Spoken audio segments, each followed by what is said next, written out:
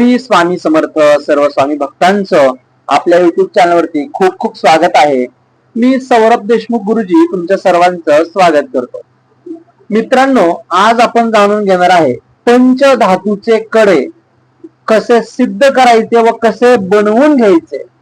पंचधातूचं कडं तुमच्या जीवनामध्ये काय परिवर्तन करू शकतं आणि पंचधातूच्या कड्याने तुमच्या जीवनामध्ये काही गोष्टींची सफलता तुम्हाला मिळू शकते, हे तुम्हाला आजच्या व्हिडिओमध्ये समजणार आहे।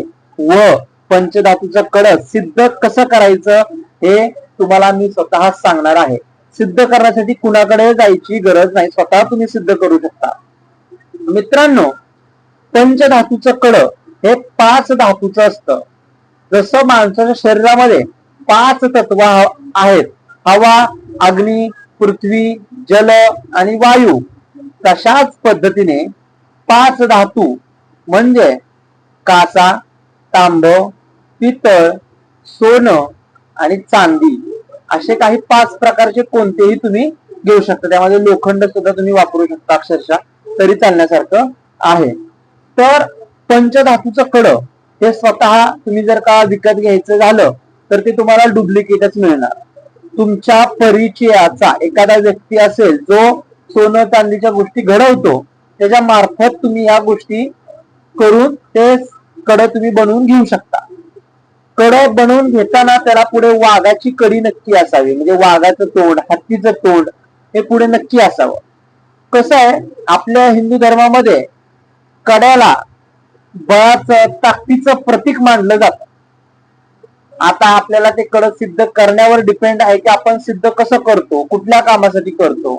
मित्रांनो, बऱ्याचदा आपण कुठे कुठे जातो, बाहेरच्या जागेत, जागा चांगली असती नसती, कुठली बाहेरची बाधा आपल्या मागे लागती नसती, तर या गोष्टी लागू नयेत। आपल्याला पैसा पाणी प्रॉपर्टी आपल्या व्यवसायामध्ये चांगली ग्रोथ राहावी त्यासाठी, त्याचबरोबर तुमच्यावर एखादा शत्रू जर का वाईट पद्धतीने कुठल्या प्रकारचा काही नियम करत असेल, वाईट प्रकारे कुठली त्याची बुद्धी असेल, त्याच्यापासून तो तुमच्यावरती कुठल्या प्रकारचा निगेटिव्ह इफेक्ट करणार असेल, तर मित्रांनो त्याच्यापासून तुमची सुरक्षा करायचं काम हे कडं करतं। आता हे पंचधातूचं कडं सिद्ध कसं करायचं, तुम्हाला सर्वप्रथम अमावस्या दिवशी या 5 धातू, कोणतेही 5 धातू तुम्हाला विकत घ्यायचे आहेत। 5 धातू विकत घेतल्यानंतर ते तुम्ही सोनाराकडे घडवायला द्यायचे आहेत, किंवा जो कोणी मूर्तिकार किंवा काही ते बनवणारे लोक असतात बघा, तुम्हाला माहिती असेल, मला सुचत नाही नाव, त्यांच्याकडनं तुम्ही ते कडं बनवायला टाकू शकता। अमावस्याला बनवायला टाकलं की 2-3 दिवसानंतर ते कडं घरी घेऊन यायचं आहे। आल्यानंतर पौर्णिमा बघायची आहे, पौर्णिमा कधी आहे त्या दिवशी ते कडं तुम्हाला पौर्णिमेच्या दिवशी तुपामध्ये भिजत ठेवायचं आहे। पौर्णिमेच्या दिवशी तुपामध्ये भिजत ठेवलं, पौर्णिमा झाली दुसऱ्या दिवशी सकाळ उजडली, सकाळी परत ते कडं काढायचं, स्वच्छ धुईचं, दुधामध्ये भिजत ठेवायचं। आज सकाळी तुम्ही दुधामध्ये भिजत ठेवलं, दुसऱ्या दिवशी सकाळी ते परत कडं दुधातनं काढायचं। दूध खराब झालं होऊ द्या, दुधातनं काढायचं। तिसरा दिवस आहे, दुधातनं काढलं सकाळी की परत त्याला मधामध्ये ठेवायचं। चौथ्या दिवशी सकाळ उजेडली, मधातनं काढायचं, स्वच्छ धुईचं आणि तांदळात ठेवायचं। 5व्या दिवशी सकाळ उजेडली, 5व्या दिवशी सकाळ सकाळी परत ते काढायचं, स्वच्छ धुईचं तांदळातनं काढून, आणि परत त्याला ठेवायचं, गव्हामध्ये ठेवू शकता किंवा साखरेमध्ये ठेवू शकता, कुठल्याही पदार्थामध्ये ठेवू शकता। 5 प्रकारचे त्याला नैवेद्य तुम्ही पंच नैवेद्य करायला दिले, बरोबर। आता हे कड्यामध्ये वेगळ्या प्रकारची ऊर्जा येते, नैसर्गिकरित्या अशी ऊर्जा तयार होते। आकर्षण व लक्ष्मी आकर्षण म्हणतो आपण त्याला, प्रजा संमोहन, प्रजा आकर्षण म्हणतो, व ताकदीचं बलाचं प्रदर्शन करणारी जी शक्ती आहे, जी ऊर्जा आहे, ती कड्यामध्ये तयार होते।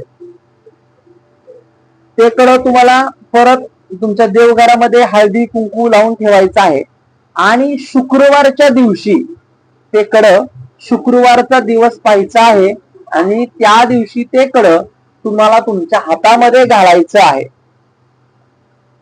मित्रांनो, एवढाच फक्त उपाय, मोठा काही नाही। एवढंच फक्त करून तुम्ही पहा आणि मला सांगा नक्की काय बदल होतोय। नवीन असाल लाईक शेअर सबस्क्राईब करा, कमेंट करा. तुमचे कमेंट मी नेहमी वाचत असतो, त्यामुळे नेहमी तुम्ही कमेंट करा. तुमच्या कमेंटला उत्तर मी देतोय. तुमचे प्रश्न असतील नक्की सोडवेल, तुम्हाला मार्गदर्शन करेल. सपोर्ट फक्त करा, सपोर्ट ठेवा. आपण नवीन नवीन व्हिडिओ, आध्यात्मिक माहिती, तुम्हाला सर्व प्रकारच्या गोष्टी तुम्हाला मी सांगायचं काम करेल. फक्त तुमचा सपोर्ट राहावा बस. तुम्हाला नवीन नवीन मार्गदर्शन तुम्हाला मिळावं बस एवढीच इच्छा आहे. कुठल्याही प्रकारच्या बंधू बाबाला किंवा कोणालाही फसू नये. तुम्हाला आध्यात्मिक माहिती पूर्णपणे मिळावी, मोफत पद्धतीने तुम्ही घरी सर्वसामान्य लोकांनी उपाय करावे हीच इच्छा आहे. त्या अकॉर्डिंग मी तुम्हाला सर्व गोष्टी सांगतोय.